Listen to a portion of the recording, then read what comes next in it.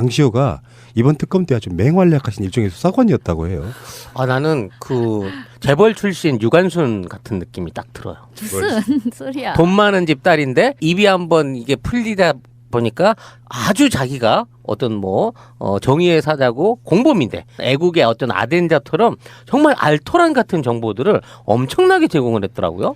여러 가지가 이야기가 있는데 그저 첫 번째가 이거였어요. 장시호는 최순실이 전화기로 이렇게 버튼 누르잖아요. 그 순서를 기억해가지고 박근혜의 차명폰 뒷자리 4글자를 기억해내서 그렇죠. 그걸 토대로 통화를 500 몇 번인가? 570번 했다는 거로 밝혀낼 정도. 그렇죠. 정말 똑똑하지 않습니까? 왜 이 집안 내에 나름 브레인이라고 음. 그랬잖아요. 그리고 기억력도 굉장히 좋고 그리고 굉장히 살갑게 대하면서 수사에 아주 입에 혀처럼 정말 알토란 같은 정보를 쏙쏙 잘도 얘기를 해준다는 거죠. 근데 뭐 이 사람이 뭐 민주주의를 위해서 이러겠습니까? 그렇지.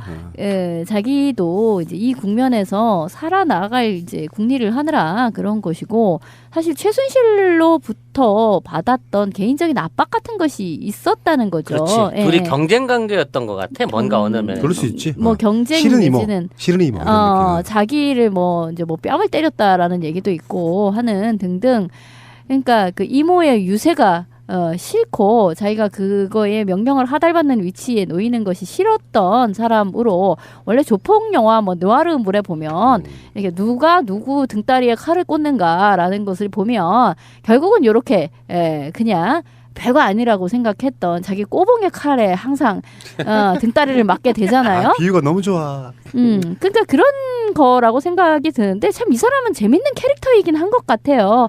그때도 청문회장에서 나왔을 때 저도 보고 싶었습니다. 뭐 이런 식의 대답을 받아친다든가 또 굉장히 차분하고 어떤 정말 무슨 지진이 일어나도 그 속에서 두더지랑 같이 꿀밤을 까먹으면서 살 것 같은 그런 아주 기막힌 그 생존력을 가진 사람이다라는 생각이 들어요. 저는 이제 개인적으로 장시호 개인적으로 같은 조카임에도 불구하고 또는 굉장히 정유라보다도 두뇌가 있음에도 불구하고 최순실 패밀리 내부에서 그 능력을 다 인정받지 못한 거에 대한 어쨌든 질투심이 좀 있다고 보는 것이고 그다음에 그것과 관련해서 이 사람이 지금 특검에서 어쨌든 엄청 많이 도와준 거 아닙니까? 그런데 그것뿐만 아니라 특검과 같이 조사받다가 아이스크림을 먹고 냉장고에 보관해서 다음에 와서 먹을게요라고 이렇게 장난을 치거나 또는 이재용을 오다 가다 이제 특검 사무실 만나면 안녕하세요 인사도 이제 반긋하게 하고 회장님 안녕. 회장님 안녕. 이런 거에 그러니까 모른다고 말을 할 수가 없는 거잖아. 그렇지, 그렇게 얘기를 그렇지. 해버리면 얼마나 난감하겠어. 이재용 입장에서 왜 아는 척하지? 막 이럴 거 아니야.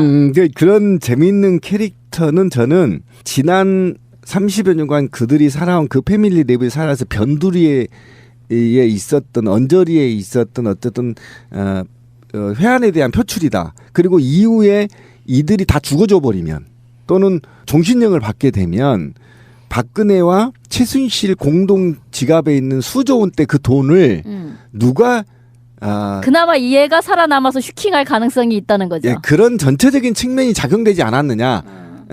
그런 저는 예상을 좀 해서 굉장히 캐릭터가 괜찮은 맞아요. 거죠. 왜냐하면 얘는 그 굉장히 치밀한 인간인 거야. 왜냐하면 안 알려주려고 했던 거 아니야. 직접적으로 번호를 안 알려주려고 했는데 번호를 투고 외운 거고 얘가 뽑아냈다는 서류나 이런 것들이 웬만한 집착이나 작정을 하지 않고는 심지어 들고 다니는 그 2천만 원짜리 가방 안에서 그 서류를 뺏어가지고 도찰을 한 것도 주변 사람들이 말리는데도 불구하고 그런 스파이 같은 짓을 하면서 이 언젠간 나이가 이게 크게 쓸 일이 있을 거야라는 보험용으로 키핑을 해놓고 대비를 했다는 거야. 그러니까 얘는 야 언젠가 일 터진다.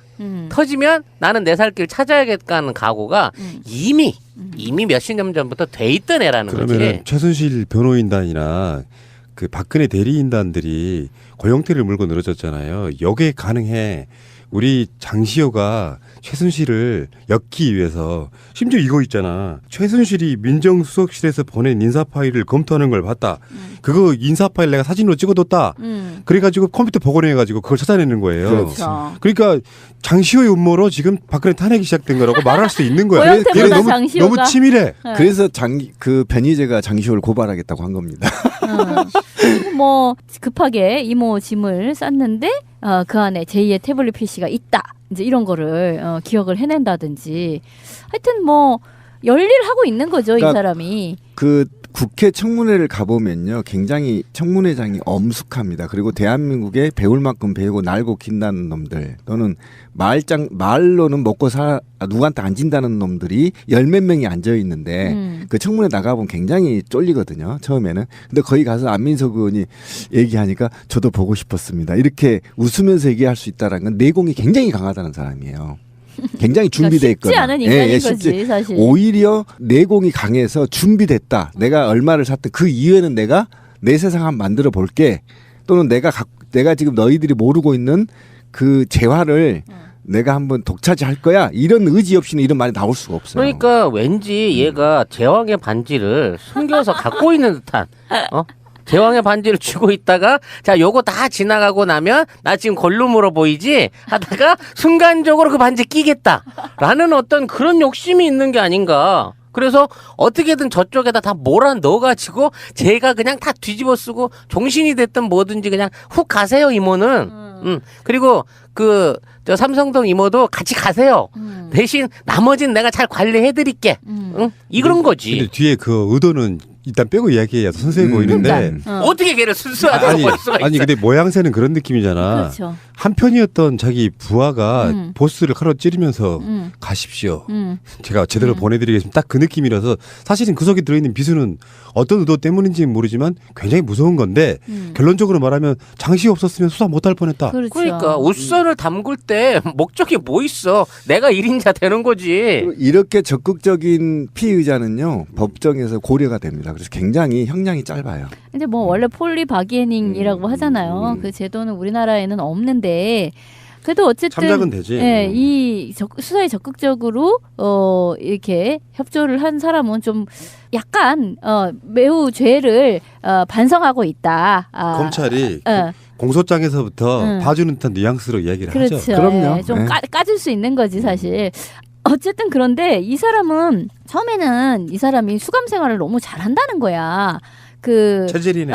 교도관에게도 언니 그러면서 살갑게 대하고 특검 수사 받으면서도 그러니까 뭐 우울해하지를 않는다. 그래서 참 정말 대단한 정신 세계를 가졌구나라고 생각을 했는데 그게 아니라 이 사람은 이것을 인생 최대의 기회라고 생각을 하는 것 같아요. 제가 봐도 기회죠. 그렇잖아요. 다 연루된 지금 13명인데 이후에 나만 살아남을 겸. 이후에 특검법이나 기타 법이 또 박근혜가 구속이 될 경우에는 사실상 그 패밀리에서 맹주로 자리 잡을 수 있고 또 구속된 자들이 그래 너라도 내가 잡고 우리 정유라를 좀 보필해야 되겠다. 그러면 이제 어느 정도 쇼부가 들어오겠죠. 그렇게 되면 정유라 좀 봐달라.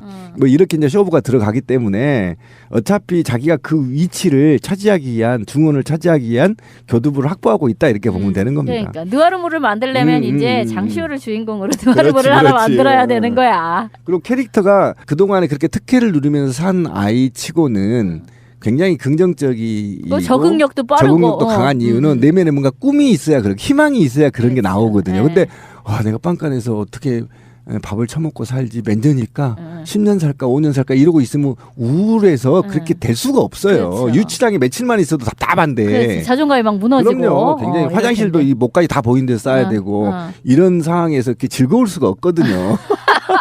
난 꿈이 있다. 그래서 그 꿈을 향해 지금 고통을 감내하는 거다. 그렇죠. 이렇게 보시면 되는 거죠. 근데 어쨌든 장시호 때문에 굉장히 특검이 탄력을 받았고 굉장히 저는 괜찮은 캐릭터다. 변희재 고소고발과 관련해서 잘 극복하길 오히려.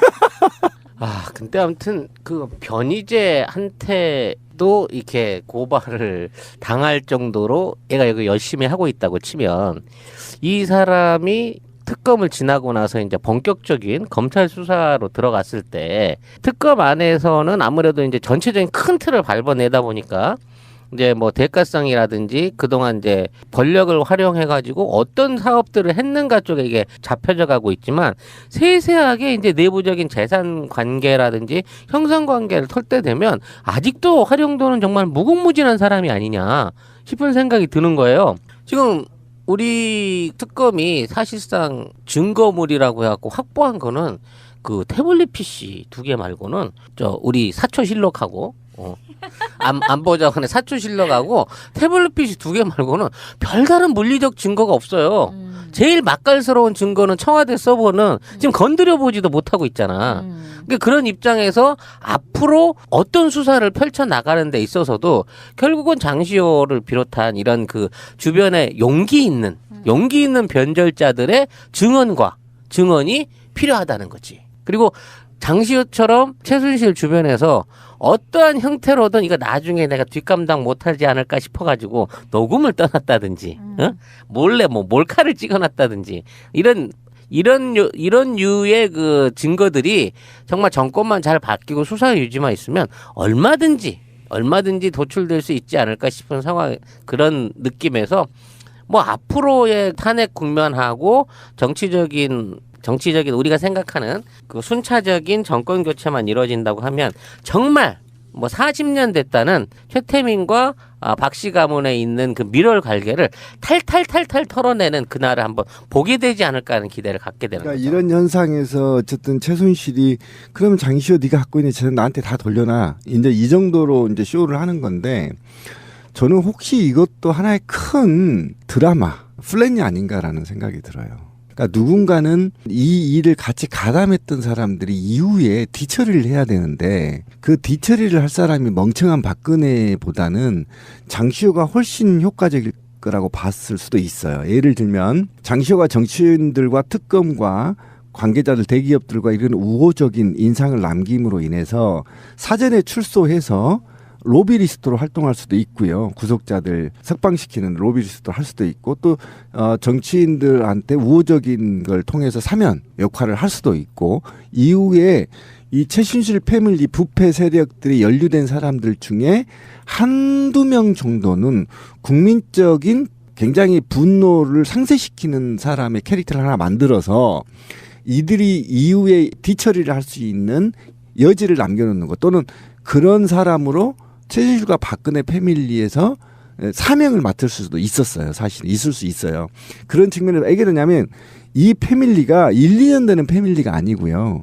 굉장히 오래된 패밀리이기 때문에 그들이 패밀리를 구성할 수 있는 철학과 돈과 이념이 있단 말이에요. 그들만의. 그리고 돈이 뭐 1, 20조가 아니잖아요. 이런 엄청난 뒤처리를 그러면 누구한테 할 거냐? 박지만한테 할 거냐? 그럼 제3의 인물한 뭐 할 수가 없는 거잖아요. 완전하게 범죄를 같이 저지른 사람 중에 한 명을 이미지를 순화시켜서 남겨놓은 상태에서 뒤처리를 하게끔 할 수 있는 역할 분담일 수도 있다.